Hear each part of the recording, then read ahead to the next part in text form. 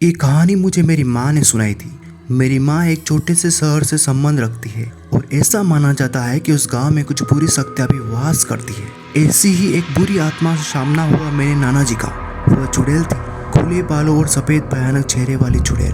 ठंड का समय था, शहर में घना कोहरा छाया हुआ था। मेरे नाना जी एक बड़े अधिकारी थे।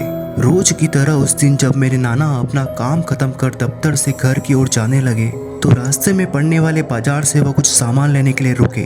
उनके बाकी साथी आगे चल दिए और वो पीछे छुड़ गए। सामान लेते लेते उन्हें टाइम का पता ही नहीं चला और जब नाना जी ने अपनी घड़ी देखी तो टाइम देखकर उन्हें लगा कि आज घर पहुंचने में बहुत देर हो जाएगी। उन्होंने सोचा जंगल के रास्ते अगर जाऊँ तो जल्दी पहुंच जाऊंगा, इसलिए उन्होंने जंगल की ओर गाड़ी घुमा ली। काफी अंधेरा हो गया था। नाना जी तेज गति के साथ गाड़ी चला रहे थे, लेकिन अचानक उनकी गाड़ी के आगे एक औरत आ गई। उन्हें झटके से ब्रेक मारनी पड़ी।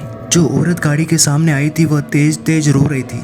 नाना जी को लगा कि वह जरूर किसी मजदूर की पत्नी होगी जो कि रास्ता भटक गई है। रास्ता सुनसान था, इसलिए उन्होंने सोचा कि इस महिला की मदद की जाए। उन्होंने इस औरत से पूछा कि वो अकेले क्या कर रही है। उसने कोई जवाब नहीं दिया और जोर जोर से रोने लगी। ऐसा लग रहा था सारा जंगल उसकी आवाज से गूंज रहा हो। नाना जी ने पूछा कि उसका घर कहाँ है, तो वो फिर भी कुछ नहीं बोली। नाना जी ने उसे बोला कि तुम मेरे साथ मेरे घर चलो, सुबह तुम्हें तुम्हारे घर छोड़ दूंगा। वो नाना जी के साथ चलने के लिए तैयार हो गई और गाड़ी के पीछे वाली सीट पर जाकर बैठ गई। रीति रिवाज के कारण उसने अपने सिर पर घूंघट डाल रखा था, जिसकी वजह से उसका चेहरा छिपा हुआ था। घर पर सब नाना जी का इंतजार कर रहे थे। जैसे ही गाड़ी की आवाज आई सब भागकर इकट्ठा हो गए।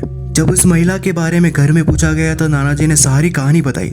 नाना जी ने कहा कि आज खाना यही बना देगी, लेकिन मेरी माँ को उस महिला पर शक हो गया। उन्हें लगा कि वो कोई चोर है जो घर का सामान चुरा कर भाग जाएगी। माँ ने उसे रसोई में जाकर खाना बनाने को कहा। वो बिना कोई जवाब दिए वहां से चली गई।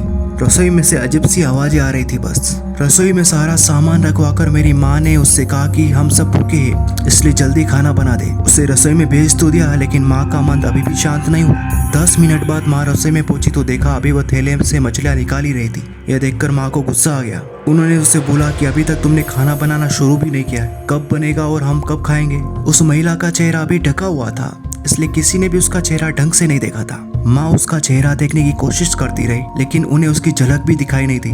माँ ने कहा कि कोई जरूरत हो तो बुला देना, लेकिन वह फिर भी कुछ नहीं बोली। उन्हें लगा कि शायद अनजान लोगों से डर रही होगी। माँ रसोई से चली गई, लेकिन जब 10 मिनट बाद वह फिर वापस आई तो रसोई का दृश्य देखकर माँ डर गई। उनके पैर जैसे वही जम गए। अब उनके गले की आवाज नहीं निकल रही थी। उन्होंने देखा कि वह औरत रसोई के स्लैब पर बैठकर कच्ची मछलियां खा रही है। सारी रसोई में हड्डियां और मांस के टुकड़े बिखरे पड़े। उसके सिर का घूंघट भी उतरा हुआ था। उसका चेहरा बहुत खौफनाक था। बाल बहुत बड़े बड़े, नाखून एकदम काले और मछलियां खाने में मग्न थी, इसलिए उसका ध्यान माँ पर नहीं गया। माँ भी इसलिए नहीं चिल्लाई कि वह कहीं और खतरनाक नहीं हो जाए। माँ ने एक थाल उठाया और वो चूल्हे से जलता हुआ कोयला उठाकर उसकी तरफ दौड़ी। कोयला उस चुड़ैल पर फेंक दिया।